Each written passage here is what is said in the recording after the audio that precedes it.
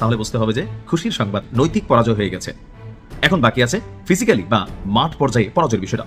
তো এই যখন অবস্থা যেভাবে খেপছে, জনগণ যেভাবে স্বতঃস্ফূর্তভাবে সেখানে ঝাঁপাই পড়ছিল, তো এরপর ওদের একটা ভয়ও ঢুকছে। যত চালাকি করেন না কেন কোনো লাভ হবে না, কনার বচন ভুইলা গেলে হবে না। অতীত চালাকের গলায় দড়ি, এই কথাটা কোনোদিনই বলবেন না। আর চালাকি করে লাভ নাই তো, কারণ কি জানেন? আপনি যতই চালাক হন না কেন, প্রশ্ন থেকে যায় কতটুকু। হ্যাঁ ভাই, আপনি কতটুকু চালাক? চালাকের উপরে চালাক থাকে, বাঘের উপরে টাক থাকে। আমি এখন আপনাদের যা বলবো তা আপনারা বিশ্বাস করবেন কি, নাকি ভাববেন আজ আমি আপনাদেরকে কোনো গাঁজাখুরি গল্প শোনাতে এসেছি? কিন্তু পর্দার আড়ালে যে খেলাটা চলছে সেটা জানলে আপনার মাথা সত্যিই ঘুরে যাবে, ভয়ে কুঁকড়ে আছে। এই জামাত ইসলামের জন্য একটা বিরাট সুখবর আছে। জামাত ইসলামের ইতিহাসের সেরা ফলাফল করবে, বিএনপি কঠিন পরিস্থিতি করবে, দুর্ভিক্ষ লেগে যেতে পারে দেশে, শিক্ষা প্রতিষ্ঠান বন্ধ হয়ে যাচ্ছে। জুলাই সনদ কিভাবে বাস্তবায়ন করা হবে সেটা নিয়ে সেই ঐক্যমত্য কমিশনে আলোচনা সমাপ্ত হয়েছে। সেই আলোচনার ফলাফল আজকে বিএনপি মানতে চায় না। মাননীয় স্পিকার, সংস্কারের বিষয়ের যে ঘোড়া, সেই ঘোড়া অনেক দূরে গিয়ে গেছে। সেই ঘোড়াকে এখন লাগাম পড়ানোর চেষ্টা করছে সরকার দলীয় সদস্যরা। মাননীয় স্পিকার, সংস্কার হলে কেমন বাংলাদেশ হবে এটা মানুষ বুঝা ফেলাইছে। আর আপনারা বর্তমানে কেমন বাংলাদেশ চান সেটাও মানুষ বুঝা ফেলছে। আপনারা ওই আগের বাংলাদেশে ফেরত যাইতে পারবেন না।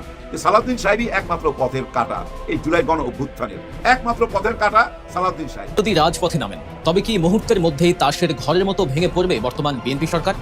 আন্তর্জাতিক মহলের নজিরবিহীন চাপে কি ক্ষমতা ছাড়তে বাধ্য হবে তারা? জুলাই বিপ্লবের চেতনাকে হাইজ্যাক করে যারা আজ ক্ষমতার মসনদে বসেছেন, তাদের বিদায় ঘণ্টা কি তবে বাজতে শুরু করলো?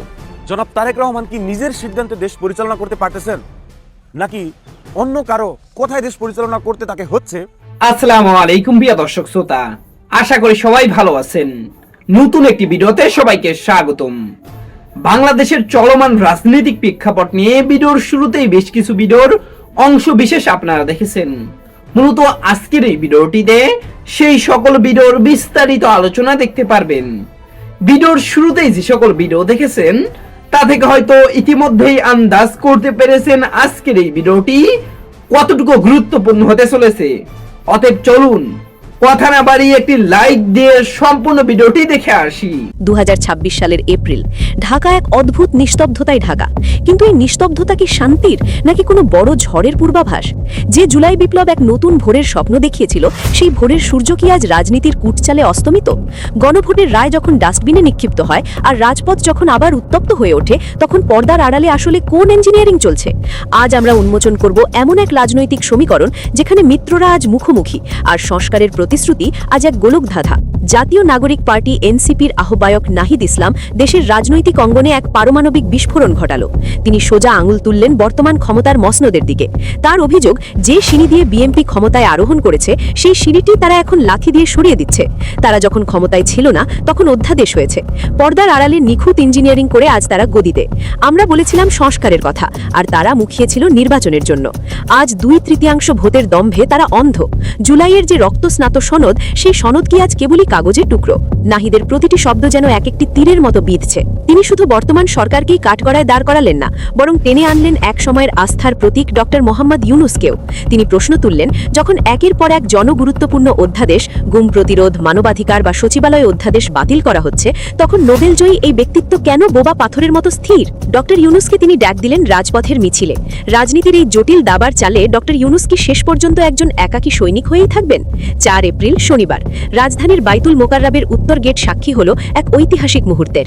জামায়াত, এনসিপি সহ 11টি দলের এই বিশাল সমাবেশ ছিল বর্তমান সরকারের বিরুদ্ধে প্রথম বড় কোনো ধাক্কা।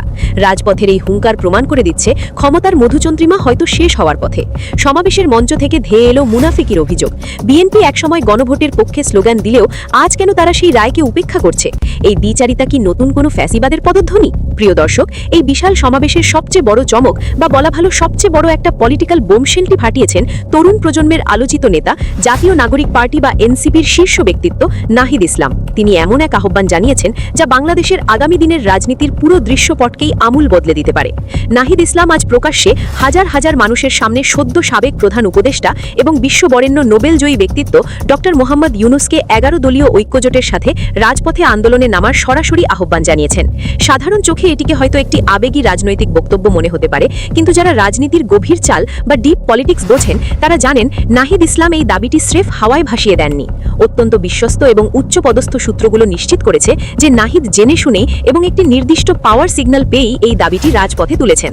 মূল সত্যটি হল ডক্টর মুহাম্মদ ইউনুস নিজেও বর্তমান বিএনপি সরকারের এই চরম বিশ্বাসঘাতকতা এবং ক্ষমতা কুক্ষিগত করার অপচেষ্টার বিরুদ্ধে রাজপথের এই আন্দোলনে অত্যন্ত সক্রিয়ভাবে অংশ নিতে আগ্রহী।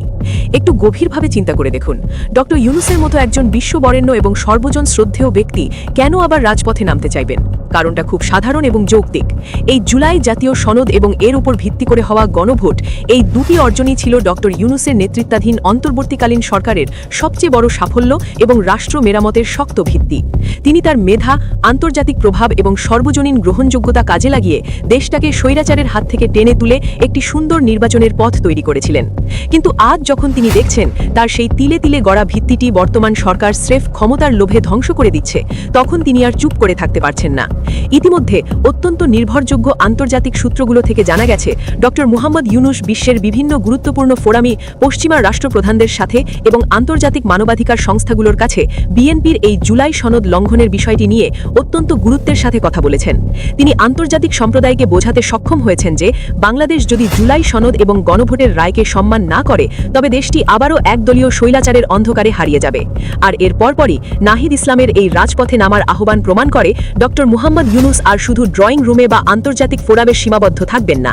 বিএনপি যদি জুলাই সনদ এবং গণভোট না মানে তবে তিনি সরাসরি এদেশের সাধারণ মানুষ এবং তরুণদের সাথে নিয়ে রাজপথে নামবেন।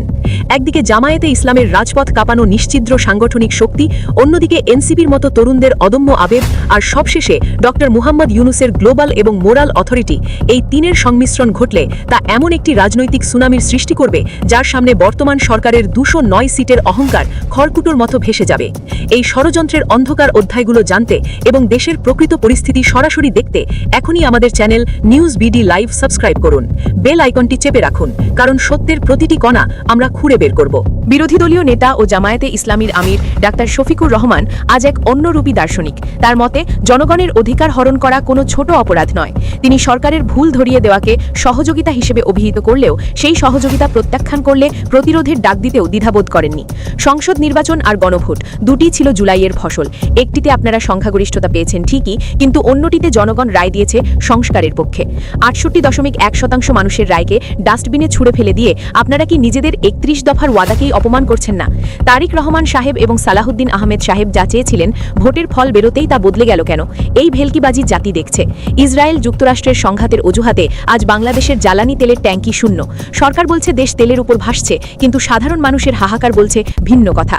ডাক্তার শফিকুর রহমান কটাক্ষ করে বললেন, দেশ তেলের উপর ভাসছে না, ভাসছে শুধু তোষামোদকারীদের তৈলাক্ত বিবৃতিতে। আর এই সংকটের প্রথম বলি করা হয়েছে শিশুদের। ডিজিটাল শিক্ষার নামে তাদের মেরুদণ্ড ভেঙে দেওয়ার যে পায়তারা চলছে তার জবাব দিয়েছে চতুর্থ শ্রেণীর এক শিশু। রাজধানী ঢাকার রাজপথ আজ কোনো মিছিলের দখলে নয়, বরং এক স্থবির মহাকাব্যের সাক্ষী। কিলোমিটারের পর কিলোমিটার জুড়ে স্তব্ধ হয়ে আছে ইঞ্জিনের চাকা। মধ্যপ্রাচ্যের যুদ্ধকে ঢাল বানিয়ে যখন সাধারণ মানুষের পকেট কাটা হচ্ছে, তখন সরকারের তথাকথিত তৈলাক্ত বয়ান কি জনগণের ক্ষুধা মেটাতে পারছে? ডাক্তার শফিকুর রহমান যখন সংসদে দাঁড়িয়ে এই সংকটের ব্যবচ্ছেদ চাইলেন, তাকে উত্তর দেওয়া হলো এক অদ্ভুত অবজ্ঞায়। সরকারের দাবি বাংলাদেশ নাকি তেলের ওপর ভাসছে, কিন্তু বাস্তবতা হলো দেশ ভাসছে কেবল স্বার্থান্বেষী তোষামোদকারীদের তোষামোদিতে। অতীতের ইতিহাস বলে যারা অতিরিক্ত তেল মর্দন করেছে তারা নিজেরাই একসময় সেই তেলে পিছলে আছাড় খেয়েছে।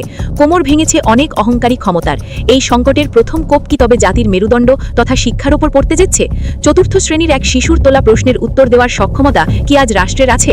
জামায়াত আমিরের কণ্ঠে শোনা গেল এক গভীর কষ্টের সুর। তিনি মনে করিয়ে দিলেন সংসদের সেই উত্তপ্ত তর্কের কথা। গণভোটের রায় যখন 68.1% মানুষের পক্ষে গেল, তখন প্রত্যাশা ছিল স্পিকার ঘোষণা করবেন জনগণের রায় শিরোধার্য। কিন্তু পরিবর্তে শোনা গেল এক ঠান্ডা কণ্ঠস্বর। এটি এখানেই সমাপ্ত করা হলো। সমাপ্তি নাকি এক নতুন ষড়যন্ত্রের শুরু? যে বিএনপি একসময় 31 দফার রঙিন স্বপ্ন দেখিয়েছিল, যে সালাহুদ্দিন আহমেদ সাহেব নিজেই গণভোটের প্রস্তাব দিয়েছিলেন, ভোটের ফল পাওয়ার পর তারা কেন গিরগিটির মতো রং বদলালেন? 2/3 ভোটের এই মেকানিজম কি তবে কেবলই ফ্যাসিবাদের পুনর্জন্মের জন্য? নাহিদ ইসলাম যখন বলেন জুলাই সনদ অনুযায়ী গণভোট হয়নি, তখন বুঝতে হবে ফাটলটা ঠিক কতটা গভীর। গুম হওয়া নেতাদের রক্ত মারিয়ে যারা ক্ষমতায় এলেন, তারাই আজ গুম বিরোধী অধ্যাদেশ বাতিলের খেলায় মেতেছেন। ডক্টর মোহাম্মদ ইউনুস যদি রাজপথে নামেন, তবে কি মুহূর্তের মধ্যেই তাসের ঘরের মতো ভেঙে পড়বে বর্তমান বিএনপি সরকার? আন্তর্জাতিক মহলের নজিরবিহীন চাপে কি ক্ষমতা ছাড়তে বাধ্য হবে তারা? জুলাই বিপ্লবের চেতনাকে হাইজ্যাক করে যারা আজ ক্ষমতার মসনদে বসেছেন, তাদের বিদায় ঘণ্টা কি তবে বাজতে শুরু করলো? দেশের রাজনৈতিক অঙ্গনে এখন কান পাতলেই শোনা যাচ্ছে এই একটাই ফিসফাস, যে গণভোট এবং জুলাই সনদের উপর ভিত্তি করে নতুন এক বাংলাদেশের স্বপ্ন দেখেছিল দেশের আপামর ছাত্র জনতা, সেই স্বপ্নকে ধূলিসাৎ করে দিয়ে বর্তমান বিএনপি সরকার যেন হাঁটতে শুরু করেছে অতীতের স্বৈরাচারদেরই দেখানো পথে। কিন্তু দেশের আপামর জনতা এবং দেশপ্রেমিক রাজনৈতিক দলগুলো কি এত সহজে সব মেনে নেবে? পরিস্থিতি যেদিকে এগোচ্ছে তাতে বর্তমান সরকারের সামনে এক ভয়াবহ অশনি সংকেত অপেক্ষা করছে। গণভোটের রায় এবং জুলাই সনদ বাস্তবায়নের দাবিতে দেশের রাজপথ এখন উত্তপ্ত। প্রথমবারের মতো রাজপথে নেমেছে 11 দলীয় জোট, আর এই জোটের একেবারে সামনে সারিতে থেকে নেতৃত্ব দিচ্ছে বাংলাদেশ জামায়াত ইসলামী।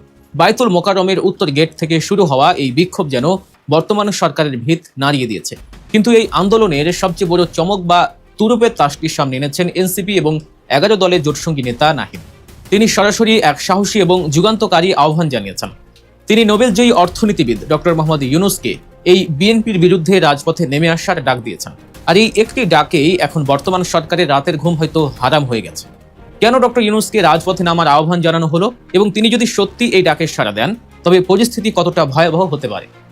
আসুন এই বিষয়টি একটু গভীরভাবে বিশ্লেষণ করি। আপনারা সবাই জানেন ডক্টর মোহাম্মদ ইউনূসের আন্তর্জাতিক গ্রহণযোগ্যতা ঠিক কতটা। বিশ্বের ক্ষমতাধর রাষ্ট্রগুলোর কাছে তিনি এক পরম শ্রদ্ধেয় ব্যক্তি। খুব ভালো করে জানেন যে দেশের অভ্যন্তরীণ আন্দোলনে যখন আন্তর্জাতিক সমর্থন যুক্ত হয় তখন কোনো সরকারই আর টিকতে পারে না। ডক্টর ইউনূস যদি 11 দলীয় জোটের এই যৌক্তিক দাবির সাথে একাত্মতা প্রকাশ করে রাজপথে নামেন তবে বিএনপি সরকার শুধু দেশীয় নয় বরং এক ভয়াবহ আন্তর্জাতিক চাপের মুখে পড়বে। বিশ্লেষকরা বলছে ডক্টর ইউনূস রাজপথে দাঁড়িয়ে জুলাই সনদ বাস্তবায়নের দাবি যদি জানায় আর সেই ছবি যদি আন্তর্জাতিক গণমাধ্যমে প্রচার হয়, আমেরিকা, ইউরোপিয়ান ইউনিয়ন থেকে শুরু করে মানবাধিকার সংস্থাগুলো মুহূর্তের মধ্যেই নড়ে চড়ে বসবে। পশ্চিমা বিশ্ব এখন থেকেই বর্তমান সরকারের নানা কর্মকাণ্ডের উপর তীক্ষ্ণ নজর রাখছে। ডক্টর ইউনূসের মতো একজন বিশ্ববরেণ্য ব্যক্তিত্ব যদি বলেন যে এই সরকার জনগণের ম্যান্ডেট চুরি করেছে তবে পশ্চিমা বিশ্ব কি চুপ করে বসে থাকবে? কখনোই না। তখন স্যাংশন বা নিষেধাজ্ঞার মতো খড়গ নেমে আসতে পারে, যা আমরা গত স্বৈরাচারী শাসন আমলে দেখেছি। বন্ধ হয়ে যেতে পারে বৈদেশিক ঋণ ও সাহায্য। আন্তর্জাতিকভাবে সম্পূর্ণ একঘরে হয়ে পড়তে পারে বর্তমান বিএনপি সরকার। আর এই কূটনৈতিক ও অর্থনৈতিক চাপের মুখে পড়ে ক্ষমতা ছেড়ে পালানো ছাড়া তাদের আর কোনো উপায় থাকবে না। দেশীয় এবং আন্তর্জাতিক রাজনীতির এমন সব গভীর বিশ্লেষণ, অজানা তথ্য এবং বস্তুনিষ্ঠ খবর সবার আগে পেতে গল্প নিউজ চ্যানেলটি এখনই সাবস্ক্রাইব করুন। আপনাদের সমর্থনই আমাদের সত্য বলার সাহস যোগায়। এবার আসুন দেখি দেশের ভেতরে বর্তমান সরকার কতটা চরম ব্যর্থতার পরিচয় দিচ্ছে এবং কেন তাদের বিরুদ্ধে এই গণবিস্ফোরণ তৈরি হচ্ছে। একটি দেশ কিভাবে পরিচালিত হবে, সংস্কারের রূপরেখা কেমন হবে তা নিয়ে জনগণের মতামত নেওয়া হয়েছিল। সেই গণভোটে দেশের 68.1% মানুষ সুস্পষ্টভাবে সংস্কারের পক্ষে রায় দিয়েছে। কিন্তু অত্যন্ত আশ্চর্যের বিষয় হলো বর্তমান বিএনপি সরকার সেই রায়কে সম্পূর্ণ পাশ কাটিয়ে জনগণের ম্যান্ডেটকে চুরি করে নিজেদের মতো করে একটি সরকার গঠন করছে। তারা নির্লজ্জের মতো দাবি করছে যে তাদের পক্ষে নাকি 51% মানুষের সমর্থন রয়েছে, অথচ জনগণের প্রকৃত রায় ছিল সম্পূর্ণ ভিন্ন। সরকারের এই নির্লজ্জ মিথ্যাচার এবং জালিয়াতির প্রতিবাদেই আজ ফুঁসে উঠেছে 11 দলীয় জোট। জামায়াত নেতারা সংসদে দাঁড়িয়ে জনগণের হয়ে কথা বলেছেন। পয়েন্ট অব অর্ডারে দাঁড়িয়ে তার স্পিকারের কাছে নোটিশ দিয়েছিলেন এই গণভোটের রায়কে আইনি বৈধতা দেওয়ার জন্য। কিন্তু বর্তমান বিএনপি সরকারের সাজানো সংসদ সেই নোটিশ নিয়ে 2 ঘন্টা আলোচনার পর তা পুরোপুরি বাতিল করে দেয়, যাকে সংসদীয় ভাষায় বলা হয় টক আউট। অর্থাৎ জনগণের রায়কে সরাসরি ডাস্টবিনে ছুঁড়ে ফেলেছে এই সরকার। বাংলাদেশ জামায়াত ইসলামী নেতারা অত্যন্ত স্পষ্টভাবে সরকারকে হুঁশিয়ার করে দিয়েছেন। তারা বলেছেন এই আন্দোলন কোনো নির্দিষ্ট দলের বিরুদ্ধে নয়, বরং এই আন্দোলন তাদের বিরুদ্ধে যারা জনগণের বিপক্ষে অবস্থান নিয়েছে। যদি কেউ ক্ষমতা কক্ষিগত করে আবারও দুঃস্বপ্ন দেখে, অধ্যাদেশ বা অর্ডিন্যান্স জারি করে জোর করে ক্ষমতায় টিকে থাকতে চায়, তবে তারা বোকার স্বর্গে বাস করছে। এদেশের মানুষ রক্ত দিয়ে অধিকার আদায় করতে জানে, যা 24-এর গণ অভ্যুত্থানকে আবারও সামনে আনছে। অন্যদিকে দেশের অর্থনীতি এবং সাধারণ মানুষের জীবনযাত্রাকে এক চরম খাদের কিনারায় ঠেলে দিচ্ছে বর্তমান সরকার। জ্বালানি সংকটের নামে দেশে যা চলছে তা রীতিমতো হাস্যকর এবং একই সাথে মর্মান্তিক। দেশের জ্বালানি খাত আজ পুরোপুরি মুখ থুবড়ে পড়েছে। দেশের পরিস্থিতি এমন জায়গায় গিয়ে দাঁড়িয়েছে যেখানে রাস্তায় গাড়ি চালানোই কঠিন, অনেক জায়গায় গাড়ি ঠেলে নিতে হচ্ছে। পেট্রোল পাম্পগুলোতে দেখা যাচ্ছে কয়েক কিলোমিটার দীর্ঘ লাইন। সাধারণ মানুষ ঘন্টার পর ঘন্টা অপেক্ষা করছে শুধু একটু জ্বালানির জন্য। কিন্তু এই সরকারের মন্ত্রীরা বলছে দেশে নাকি কোনো জ্বালানি সংকটই নেই। তাদের মুখের কথা এবং বাস্তবতা কতটা আকাশ পাতাল পার্থক্য তা সবাই দেখছে। নির্বাচনের আগে বলা হয়েছিল সবার আগে বাংলাদেশ, কিন্তু এখন প্রশ্ন উঠছে এই কষ্টের সময় সেই প্রতিশ্রুতির বাস্তবতা কথায়। সরকারের পক্ষ থেকে বলা হয়েছে সকাল 9টা থেকে 6টা পর্যন্ত দোকানপাট খোলা থাকবে, তারপর সব বন্ধ, কারণ জ্বালানি সাশ্রয়। অন্যদিকে দেশে আবারও বাড়ছে হামির প্রকোপ, শিশুরা ঝুঁকির মধ্যে পড়ছে, যা আরও উদ্বেগজনক। এ পর্যন্ত 95 জন শিশু অকালেই প্রাণ হারিয়েছে। এমন এক পরিস্থিতিতে মানুষ যখন প্রতিদিন সংগ্রাম করছে, তখন যদি শোনা যায় রাষ্ট্রের সর্বোচ্চ পর্যায়ের কেউ ব্যক্তিগত বিনোদনে ব্যস্ত, তখন স্বাভাবিকভাবেই মানুষের মনে প্রশ্ন জাগে, নেতৃত্বের এই মুহূর্তে সবচেয়ে গুরুত্বপূর্ণ দায়িত্বটা কি হওয়া উচিত? জনগণের ট্যাক্সের টাকায় এই চরম বিলাসিতা আর অন্যদিকে সাধারণ মানুষের এই হাহাকার, এটাই কি ছিল জুলাই বিপ্লবের উদ্দেশ্য? সবচেয়ে ভয়াবহ বিষয় হলো, নিজেদের এই চরম অর্থনৈতিক ব্যর্থতা ঢাকতে সরকার দেশের ভবিষ্যৎ প্রজন্মের শিক্ষা ব্যবস্থার উপর কোপ মেরেছে। সরকার ঘোষণা দিয়েছে জ্বালানি সাশ্রয়ের জন্য সপ্তাহে 3 দিন স্কুল বন্ধ রেখে অনলাইনে ক্লাস করাবে। এর চেয়ে অমানবিক এবং হাস্যকর সিদ্ধান্ত আর কি হতে পারে? একটা ক্লাসরুমে যেখানে 50 থেকে 60 জন বাচ্চা একটা ফ্যানের নিচে বসে পড়াশোনা করতে পারে, সেখানে তাদের সবাইকে বাড়িতে পাঠিয়ে দিলে প্রতিটি বাড়িতে আলাদা ফ্যান চলবে, আলাদা বিদ্যুৎ খরচ হবে। এতে কি সত্যি এনার্জি সেভ হবে? জামায়াত নেতারা অত্যন্ত যৌক্তিকভাবে এই প্রশ্ন তুলেছেন যে রাষ্ট্রের সবকিছু যদি অচল হয়েও যায়, তবুও সবার শেষে গিয়ে কোপ করা উচিত শিক্ষা ব্যবস্থায়। কিন্তু এই সরকার সবার আগে শিশুদের স্কুলে বন্ধ করে দিয়ে মূলত দেশের ভবিষ্যৎকে ধ্বংস করার এক গভীর ষড়যন্ত্রে লিপ্ত হয়েছে, এমনটাই দাবি করছে জামায়াত নেতারা। দেশের মানুষ বুঝতে পারছে যে তারা যেই ফ্যাসিবাদকে হটিয়েছিল, বর্তমান বিএনপি সরকার ঠিক একই রূপে আবির্ভূত হয়েছে। এই কারণেই আজ রাজপথের আন্দোলনে নতুন মাত্রা যোগ হয়েছে।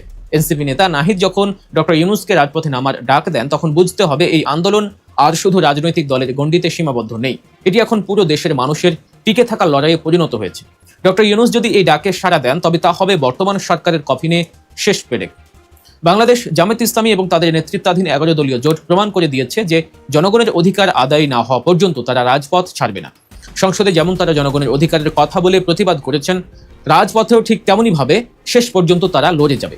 বর্তমান সরকার যদি অবিলম্বে জনগণের গণভোটের রায় মেনে না নেয় এবং জুলাই সনদ বাস্তবায়ন না করে, তবে দেশীয় ও আন্তর্জাতিক চাপের মুখে তাদের পতন হতে পারে অত্যন্ত মর্মান্তিক। আমি আশা করছি সম্পূর্ণ ভিডিওটি দেখেছেন এবং এই ভিডিওর সাপেক্ষে আপনার কি মতামত সেটা অবশ্যই কমেন্ট বক্সে জানিয়ে যাবেন। ভিডিওটি ভালো লেগে থাকলে শেয়ার করতে ভুলবেন না। আমাদের এই চ্যানেলে নতুন হয়ে থাকলে চ্যানেলটি সাবস্ক্রাইব করে চ্যানেলের পাশে থাকবেন। আর যারা ইতিমধ্যেই চ্যানেলটি সাবস্ক্রাইব করেছেন তাদেরকে অসংখ্য ধন্যবাদ। দেখা হবে নতুন কোনো ভিডিও নিয়ে, ততক্ষণ সবাই সুস্থ থাকবেন। আল্লাহ হাফেজ।